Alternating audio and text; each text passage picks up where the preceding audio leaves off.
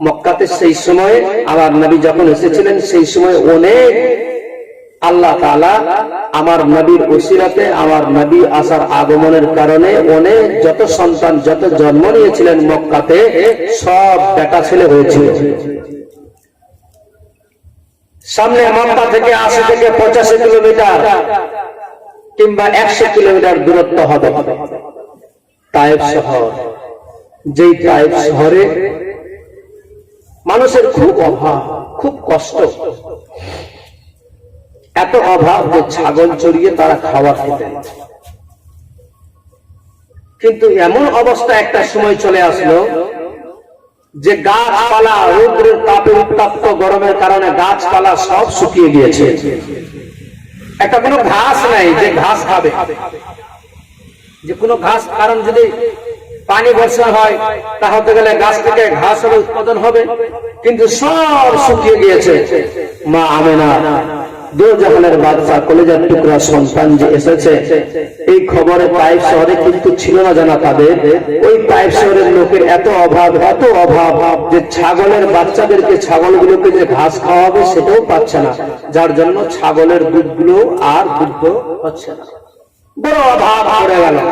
তখন তারা ভাবে যে এই মুহূর্তে আর তো অন্য কোন রাস্তা নাই, যদি আমরা এই মুহূর্তে এখন মক্কাতে যাই, কারণ সেই সময় একটা প্রথা ছিল, নিয়ম নীতি ছিল যে কোনো ছেলে বাচ্চা ছেলে যদি জন্ম নেয় তাহলে ওই বাচ্চাটাকে তারা লালন পালন করার জন্য, লালিত পালিত করার জন্য 2 বছরের জন্য নিজের কাছে নিয়ে যায়, আর তাকে লালিত পালিত করার জন্য তার বিনিময়ে একটু ইনাম অর্থ কিছু পারিশ্রমিক টাকা পায়। তারা ভাবলেন এত যখন আমাদের অভাব হয়েছে আর তো কিছু নাই, আমাদের বিকল্প রাস্তা, এই ছাগলদেরকে কোনো ঘাস খাওয়াবো সেটাও নাই, এখন যদি আমরা মক্কাতে যাই বাচ্চাদেরকে যদি নিয়ে আসতে পাই তাহলে গেলে হয়তো আমাদের অভাবটা একটু দূরে চলে যাবে। যার জন্য তাইফের যত মেয়ে ছিল সব বেরিয়ে যাচ্ছে ঘোড়ার উপরে, উটের উপরে চেপে।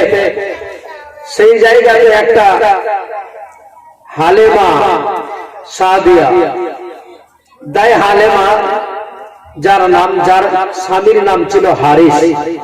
এই হালেমা ভাবছে স্বামী সবাই তো যাচ্ছে, আমরাও একটু যাই, যদি আমরা যাই তাহলে খুব ভালো হতো মনে হয়, এই অভাব থেকে একটু বেঁচে যেতাম। হারিস বলছেন, ও হালেমা, ও হালেমা, তোমার তো সব জানা আছে হালেমা, আমাদের জন্য আমাদের কি অবস্থা তোমার সব জানা। ও হালেমা, জমিনে জঙ্গল কোনো ঘাস নাই, কিছু নাই হালেমা, যে আমাদের জঙ্গল ঘাস যদি খাওয়াতে পারতাম ছাগলগুলোকে কিংবা উঠতে, যে উটটা আমাদের আছে সেই উটটা বড় কমজোর হয়ে গিয়েছে, ভালোভাবে তারা তো পারে না হালেমা, বলো হালেমা কেমনি যাবে, বলো বলো ভালো করে যাবে। সেই সময় বলেছিলেন কিছু করার নাই, যেই করে হোক না কেন আমাদেরকে যেতে হবে, কারণ একটা মক্কার বুকে গিয়ে আমরা মক্কাতে একটা যদি সন্তান পেয়ে যাই, একটা বাচ্চা যদি পেয়ে যাই তাহলে আমাদের অভাব দূরে চলে যাবে, আমাদের অভাব দূরে সরে যাবে, আমাদের কষ্ট দূরে সরে যাবে। তাই স্বামী গো যেই করে হোক না কেন আমাদেরকে মক্কাতে পৌঁছাতেই হবে। তার উটটা কমজোর হওয়ার কারণে উটের উপরে চেপেছে, উঠতে চলছে বাবা, কিন্তু খুব গতিতে নাই, খুবই আস্তে আস্তে উঠ চলে। যারা তার সঙ্গী সাথী ছিল, বান্ধবীরা ছিল, তারা আগে চলে গেল, হালেমা অনেক পিছনে পড়ে গেল। তারা গিয়ে মক্কার মতো জায়গাতে দরওয়াজায় আওয়াজ দিতে লেগে গেল, ও আল্লাহর বান্দিরে, কেউ বাড়িতে আছে ও দিবে আমাদের, তোমার বাড়িতে কোনো সন্তান আছে নাকি? যাদের বাড়িতে ছেলে ছিল তারা সবাই দিয়ে দিল। এমনি করে বাবা মক্কার মতো জায়গাতে যত তাইফ নগর থেকে যত নারী গিয়েছিল, যত মহিলা গিয়েছিল, যত জনের বাড়িতে ছেলে জন্ম নিয়েছিল সবার বাড়িতে নিয়ে চলে গেল বাচ্চাদেরকে তুলে। হালেমা পিছনে পড়ে গেল, হালেমা এসে মক্কাতে পৌঁছালো। যখন হালেমা মক্কায় ঢুকে তার বান্ধবীরা বাচ্চাকে নিয়ে মক্কা থেকে ফেরত হয়ে যেতে লেগে গেল। সেই সময় হালেমাকে হারিস বলে, দিদি রে আমি তোরে আগেই বলেছিলাম যে গিয়ে কোনো লাভ হবে না, কারণ দেখো আমাদের আগে আমাদের সঙ্গে যারা ছিল তারা চলে গেল, বাচ্চা সব তুলে নিয়ে চলে গেল, আমরা গিয়ে এখন কথাই পাবো কার বাড়িতে যাবে। হালিমা বলেছিলেন চিন্তার কোনো কারণ দেখি কোন জায়গায় গিয়ে চেষ্টা করে, যদি নসিবে থাকে, আল্লাহ যদি আমাদের উদ্দেশ্যে লেখা থাকে তাহলে অবশ্যই পেয়ে যাব। কিন্তু সেই মা, সেই হালেমা বুঝাচ্ছেন স্বামীকে, হালেমা সেই সময় হালেমাকে বলে, ও হালেমা গিয়ে কোনো লাভ হবে না, দেখতে পাচ্ছ না যতজন গিয়েছিল সবাই একটা করে বাচ্চা নিয়ে ফেরত হয়ে গেল। হালেমা বলেন চিন্তা করে লাভ নাই, চলো ভিতরে যাই মুম্বাই। চলে গেলেন মক্কাতে, পৌঁছলেন মক্কাতে, মক্কাতে হাজির হয়েছে বাবা। মক্কায় গিয়ে পৌঁছালেন, দরওয়াজায় মানুষের আওয়াজ দেয়, শিকলটা টানতে লাগে।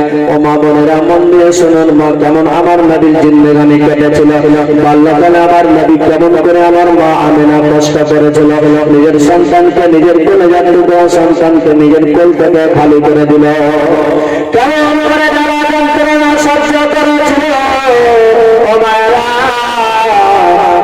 শুনুন, মা আমার নবীর মা মা আমেনা নিজের ঘরে বসে আছে। হালেমা দরওয়াজায় মক্কার মতো জায়গায় গিয়ে আওয়াজ দেয়, বলে ও মা বাড়িতে যাও আছে গো। বলে কে গো? বলে আমি হলাম হালেমা, আমার নাম সাদিয়া হালেমা। বলে বাড়িতে দেয়? বলে আমার বাড়ি টাইম শহরে। কি জন্য এসেছে? বলে আমি এসেছি একটা কোনো বাচ্চা যদি থাকে তোমার বাড়িতে, সেই বাচ্চাটাকে দিয়ে আমারে, ওই বাচ্চাকে আদর যত্ন করে বড় করে আমি তোমাকে আবার দিয়ে যাব। ও হালেমা, আমার বাড়িতে বাচ্চা ছিল, কিছুক্ষণ আগে একটা মহিলা এসে নিয়ে চলে গেল।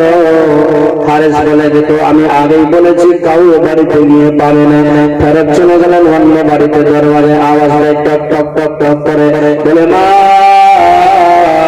একটু কেউ বাড়িতে আছে? সারা দেয়। বলে কে গো? বলে আমার নাম হালেমা। বলে কি জন্য এসেছ?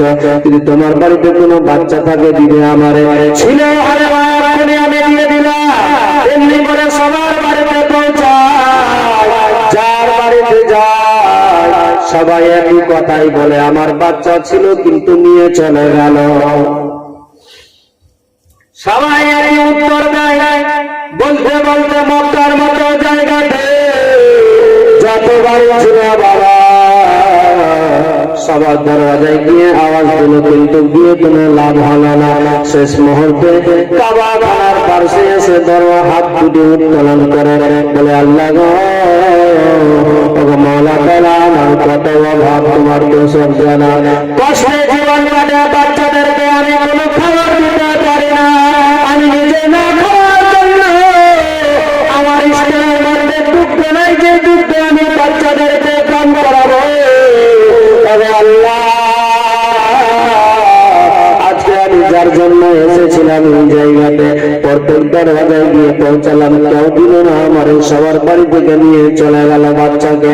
আল্লাহ গো আমি কেমনি করে থাকবো, আমার এত অভাব, আমার কেমনি করে সময় কাটবে?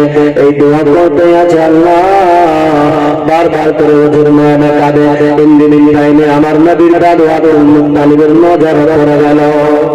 আব্দুল মুত্তালিব একবার চিন্তা করে নিকটে আসলো, এসে বলে ও মা তোমার বাড়ি কোথায়? বলে আল্লাহ হুজুর আমার বাড়ি তাইফ নগরে, তাইফ শহরে। কি জন্য এসেছো এই জায়গাতে? বলে আল্লাহ গো বড় কাজে এসেছিলাম, জরুরি কাজে, আমার কাজ পূর্ণ হলো না। আব্দুল মুত্তালিব বলে তোমার চোখে কেন পানি, কাঁদছো কেন, তুমি কি হয়েছে বলো মা? বলে চাচা এসেছিলাম একটা কাজে, বাচ্চা নিব বলে এসেছিলাম, সবাই নিয়ে চলে গেল। যার বাড়িতে গিয়ে আওয়াজ দিই সবাই একই কথা বলে, বাচ্চা ছিল নিয়ে চলে গেল। আমার মুসিবত উঠলো না চাচা, তার জন্য আমার ভালো লাগে না, আমার এমনিতেই বড় অভাব, বড় কষ্টে আমার জীবন কাটছে গো চাচা। আব্দুল মুত্তালিব বলতে লাগলেন, ও হালেমা কান্না করে কোনো লাভ হবে না। যখন তোমার এত কষ্ট আছে তাহলে একটা কথা বলবো তোমার, আমার একটা কথা আছে, তারে কি তুমি সঙ্গে নিয়ে যাবে? যেমনি এই কথা বলেছে শোনার সাথে সাথে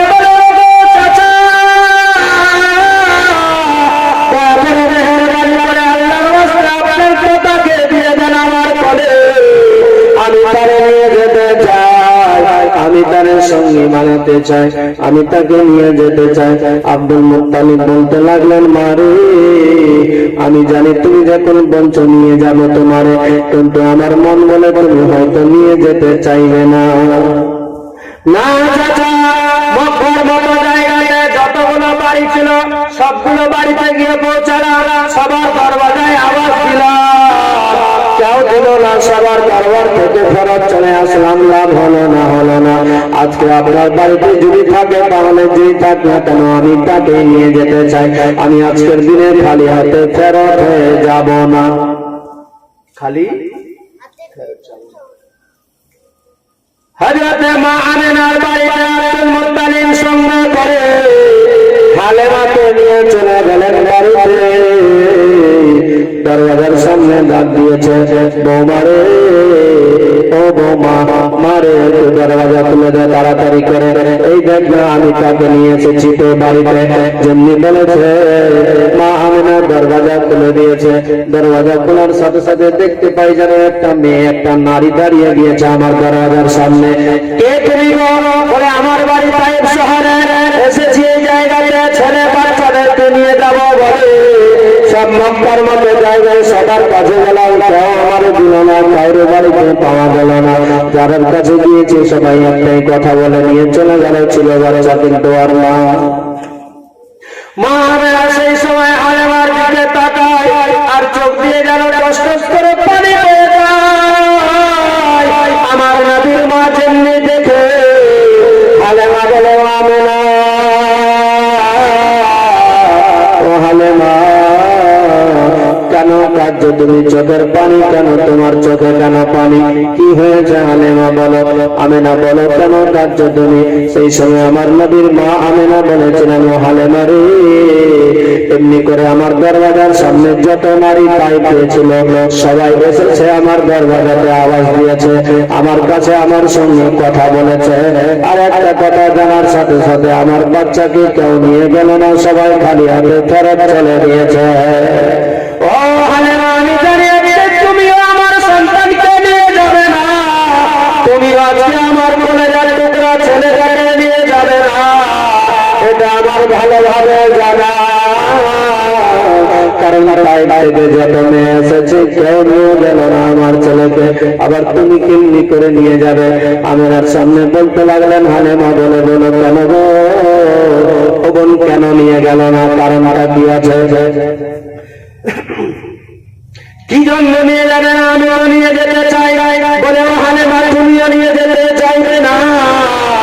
কারণ যে সন্তানটা আজকে আছে, যেই কলেজার টুকরা আছে, তার মা আছে, বাবা নাই পৃথিবীতে। যারাই শুনেছে বাবা নাই তারা মনে ভাবে হয়তো বাবা নাই, তার কাছে আমরা ইনাম পাবো না, মজুরি বেশি পাবো না, যার জন্য আমার বাচ্চাকে কেউ নিয়ে গেল না, আমার কলেজার টুকরাকে কেউ নিয়ে গেল না। ও হালেমা, এর বাবা নাই, শুধু মা আছে আর দাদু আছে, বলো তুমি কি নিয়ে যাবে? সেই সময় হালেমা মনে মনে ভাবে, এমনিতেই মক্কায় ঘুরলাম সব জায়গাতে, সব বাড়িতে গেলাম, কোথাও পাওয়া গেল না, নাই মামাতে কানা মামাই ভালো, সব জায়গায় ঘুরলাম, সব বাড়িতে গেলাম, কোথাও পাওয়া গেল না। যখন এসেছি বাড়িতে, যখন একটা বাচ্চা আছে, যদিও গার্জেন না থাকে, যাই পাওয়া যাক না কেন এই বাচ্চাটাকে নিয়ে যেতে চাই আমি। ও আমিনা, চিন্তা করো না, করো না, এই বাচ্চাটাকে নিয়ে যেতে চাই আমি, তুমি চিন্তা করো না, দিয়ে দাও আমার হাতে তুলে। মা আমিনার জন্য এই কথা শুনেছে, আমার নবী তো জাহানের বাচ্চাকে হালেমার কোলের মধ্যে জেলে দিয়েছে। হযরত হালেমা বলে, আমার কোলে জেলে মা নবী দয়ার নবীকে রাহমাতুল লিল আলামিন নবীকে জেলে কোলে দেওয়া হয়েছে।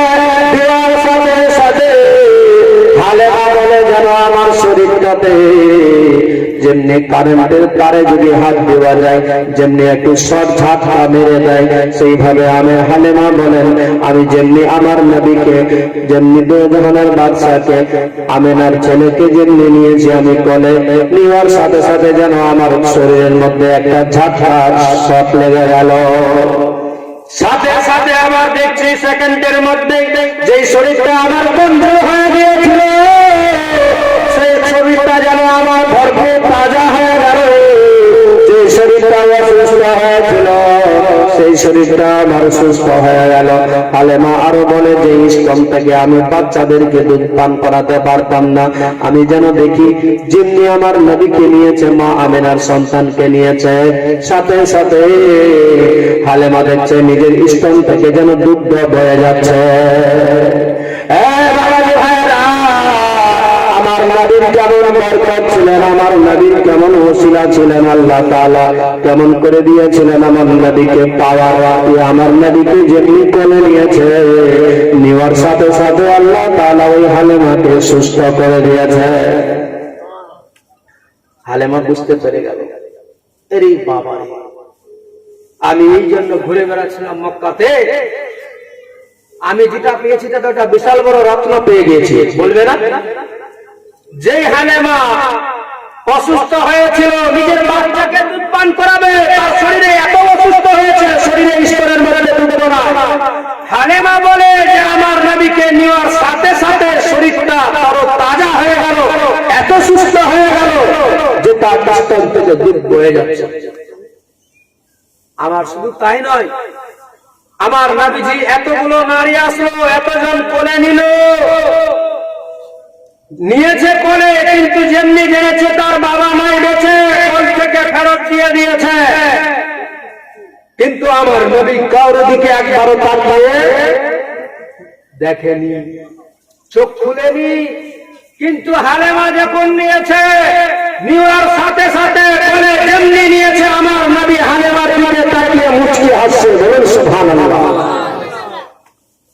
আমার নবীজি হালেমার দিকে দেখেছে আর মুচকি হেসে গেল।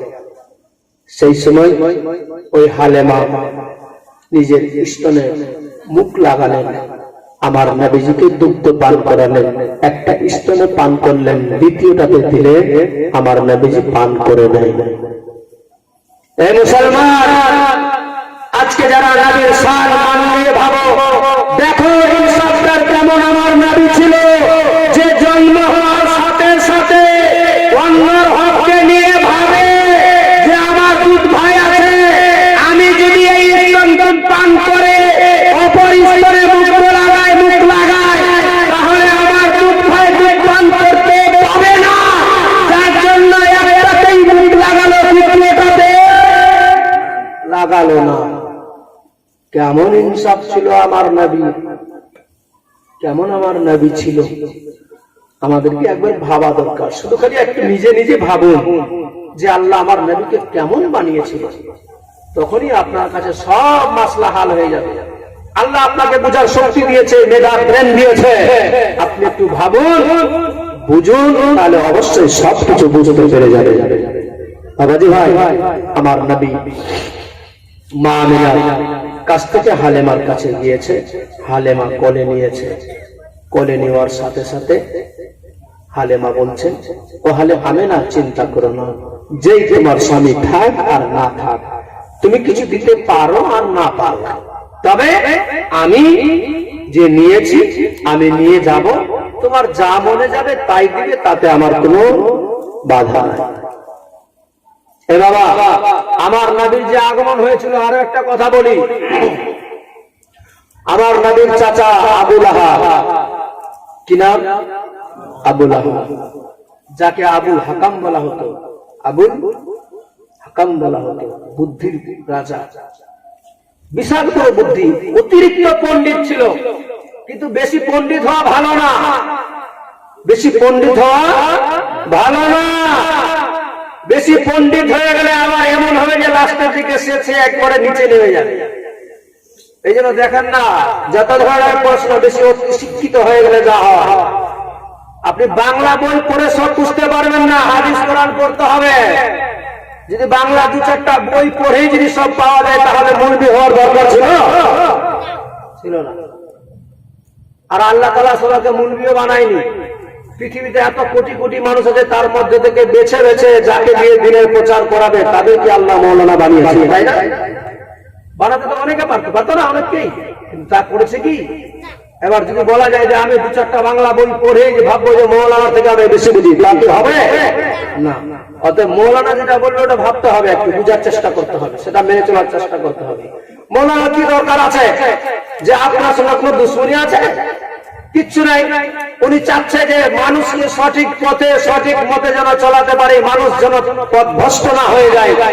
আপনার ভালো লাগলে মানবেন, যদি ভালোবাসেন তাহলে আপনার জন্য ইনকিলাব, যদি না ভালোবাসেন তাহলে আপনার জন্য দুঃসংবাদ। দেখেন আবু লাহাব যার বুদ্ধি কত ছিল, সে আবু লাহাব ঘরে শুয়ে আছে, ওর অভ্যাস ছিল রাত্রিবেলায় যা ঘুমাবে, কিন্তু দুপুর বেলা ভাত খাওয়ার পরে ঘুমাবে দরওয়াজা লাগিয়ে, কেউ যেন তাকে ডিস্টার্ব না করে। ওই আবু লাহাবের একটা দাসী ছিল। ওই দাসীটা আমার নবী যে এসেছে দুনিয়াতে এই বিষয়ে তারা জানতে পেরেছে, সেও কিন্তু আমার নবীজিকে দুধ পান করিয়েছিল। একটা সময় আমার নবীজিকে সেও দুধ পান করিয়েছে, এদিকে হালেমাও পান করিয়েছে, মা আমেনা পান করিয়েছে। ওই মহিলা, ওই নারী আবু লাহাবের যে দাসী ছিল, সে দরওয়াজায় বিকালের টাইমে আওয়াজ দিচ্ছে, মালিক একটু দরওয়াজা খুলেন তো। আবু লাহাব রেগে গিয়েছে, আরে আমাকে এত বড় এই সময় কার সাহস যে আমাকে ঘুম ডিস্টার্ব করবে? আবার আওয়াজ পাই, হবে মালিক একটু দরওয়াজা খোলো, দরকার আছে। রেগে গিয়ে আর কোনো কথা না বুঝে দরওয়াজা না খুলে আগে ভাবছে যে আমাকে ঘুম ডিস্টার্ব করেছে তাকে জিন্দাই রাখবো না। আগে চট করে ঘর থেকে যে তরবারি, যে কভারে ভরা ছিল ওই তরবারিটাকে আগে বের করেছে, বলে তুই থাকবি না, কোনো ঝামেলা হবে। তরবারিটা নিয়ে দরওয়াজাটা খুলেছে, মারতে যাবে, আর ওই নারী মহিলা বলছে, ওগো মালিক মারবেন মারেন, তাতে আমার বাধা নয়, মেরে ফেলবেন তাতে আমার কোনো আপত্তি নয়, তবে আমি যেই কথাটা বলতে এসেছি এই কথাটা একটু শুনে নেন, তারপরে আপনি আমারে মেরে দেন। নচেত যদি না শুনেন তাহলে আমি মরার পরেও শান্তি পাবো না। যেই কথা বলতে এসেছি একটু আপনি শুনে নেন, তারপরে আপনার যা মনে যাবে আপনি আমারে করবেন, মেরে দিবেন, কোনো বাধা নাই। আবু লাহাব বলছে, এমন কি কথা আছে যে সে কথাটাই শুনতে বলে তারপরে আবার বলছে মেরেও দিবি? তারপর ঠিক আছে বল তাহলে বিষয়টা কি আছে। বলছে আপনার ভাতুষপুত্র আব্দুল্লাহর ছেলে কলেজার টুকরা তোমার ভাতিজা মুহাম্মদ জন্ম নিয়েছে, দুনিয়াতে এসেছে। যিনি এই কথা শুনেছে আঙুলের ইশারা দিয়ে বলছে, যা তুই যখন আমার ভাতুষপুত্রের বিষয় নিয়ে খবর দিয়ে আসলে সংবাদ জানালি, আমি তোমারে আজাদ করে দিলাম। তুমি আর দাসী হয়ে থাকবে না, তোমাকে আমি দাসী হয়ে গোলাম হিসাবে রাখবো না, আমি তোকে আজ থেকে আজাদ করে দিলাম। এই আঙুলের সঙ্গে ইশারা করেছিল। এ মুসলমান, ভালোবাসা কার নাম? শুধু নবীর আগমনের কারণে আঙুলের ইশারা করলো। ইশারা করার পরে ওই আবু লাহাব দুনিয়া ছেড়ে দিল, কলমা পড়লো না, নবীকে মানলো না, মারা গেল, দুনিয়া ছেড়ে দিল। আমার নবীর চাচা হযরত আব্বাস রাদিয়াল্লাহু তাআলা আনহু, আমার নবীর চাচা, আপন চাচা আব্বাস বলেন, বর্ণিত করেন, তিনি লিখেছেন, তিনি বলেছেন যে কিছুদিন পর, কয়েকদিন পর, কয়েক মাস পর আমি স্বপ্নযোগে দেখলাম। আচ্ছা, আমার নবীর চাচা যে কথাটা বলছে সেই কথা আব্বাস আমার নবীর পাক্কা আশিক ছিল, সে কথা মিথ্যা বলতে পারে না, একদম 100% সত্য। হাদিস শরীফে আছে নবীর চাচা হযরত ইবনে আব্বাস বর্ণিত করেন, বলেন যে আমি একদিন হঠাৎ করে স্বপ্ন যোগে দেখলাম আবু লাহাব দুনিয়া কি বলে কবরে শুয়ে আছে, আযাবের মধ্যে লিপ্ত হয়ে আছে। আমি বললাম, আবু লাহাব তোমার খবর কি? তা বলছে, আমি কঠিন আযাবে পড়ে আছি। এত আমার সাজা যে বলে শেষ করতে পারবো না। তবে একটা কথা বলি তোমারে, সোমবারের দিনে এই আঙুল দিয়ে আমার নবী যে এসেছিল, আমার ভাতিজা যে এসেছিল, ইশারা করেছিলাম যারে আযাব করেছি আমি, এই আঙুলটাতে সোমবারের দিনে আমার আযাবটা কমে যায়। বলুন সুবহানাল্লাহ। আমার আযাবটাকে, সাজাটাকে কমিয়ে দেওয়া হয়। আর এই আঙুল দিয়ে আমি অনেক কিছু নিয়ামত আল্লাহর উপভোগ করতে পাই সোমবারের দিনে। এটা আব্বাস বলছে যে মানলো না, জানলো না, শুধু খালি আগমনের কারণে নবী এসেছে যার জন্য শুধু ইশারা করে আযাব করেছে, তবুও সে কবরে একটি রিহাই পেয়েছে। অতএব আমরা তো সেই নবীর উম্মত, আমাদেরকে সেই নবীকে সেই ধরনের ভালোবাসা রাখতে হবে।